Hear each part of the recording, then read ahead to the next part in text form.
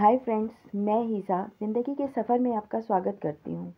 उम्मीद करती हूँ कि आप लोग जहाँ भी होंगे बहुत अच्छे से होंगे। तो चलिए शुरू करती हूँ मैं आज की अपनी तीसरी कहानी से, जिसका टाइटल है शांति। एक शहर में दो दोस्त रहते थे। एक का नाम था राहुल और दूसरे का नाम था अर्श। राहुल शहर के सबसे बड़े बिजनेसमैन का इकलौता बेटा था, वहीं अर्श एक मिडिल क्लास फैमिली का बेटा था।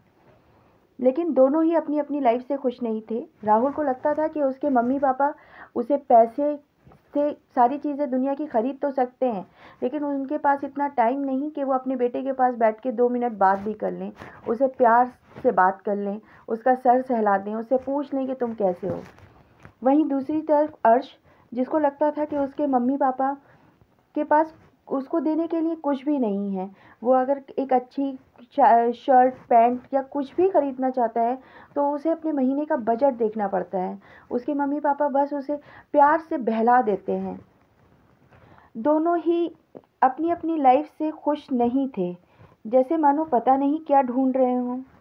तभी अर्श बताता है कि उसके घर के पास एक धाम है जिसमें एक बाबा आए हुए हैं, और वो बाबा अच्छी तरह से बताते हैं कि लाइफ को कैसे जिया जाए।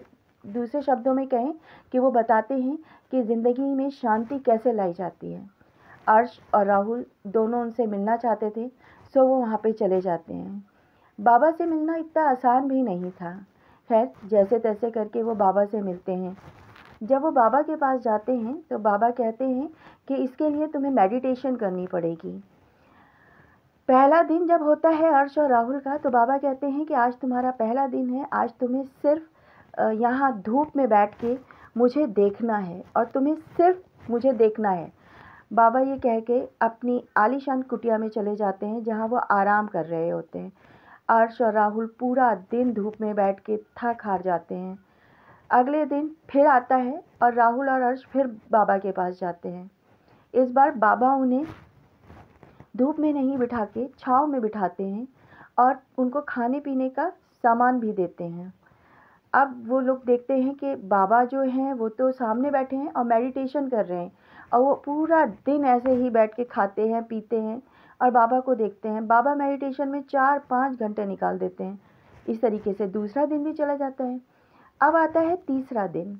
तीसरा दिन राहुल और अर्श को फिर बाबा बोलते हैं कि आज तुम फिर से छाँव में बैठो, लेकिन आज तुम्हें पानी, दूध, खाना पीना कुछ नहीं मिलेगा। वहीं बाबा उनके सामने बैठ के अच्छे अच्छे पकवान खा रहे होते हैं।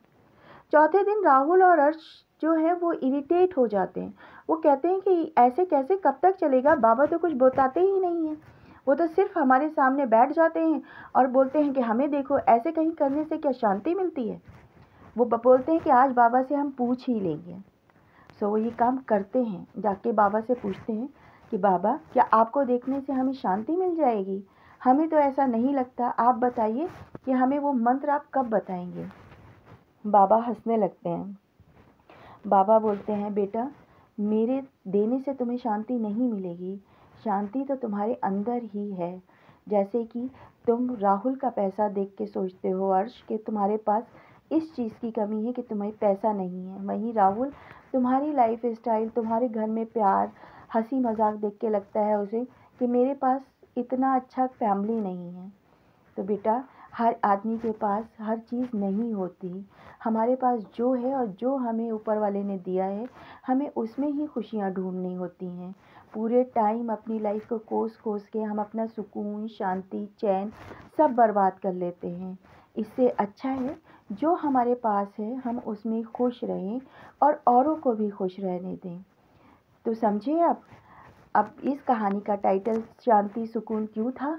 इसलिए कि ताकि जो हमारे पास है हम उसमें ही खुशियाँ ढूंढें और उसमें ही खुश रहें, और उसी चीज़ पे ऊपर वाले का शुक्रिया अदा करें कि तूने जो हमें दिया है, तू हमसे बेहतर जानता है, तेरा बहुत बहुत शुक्रिया।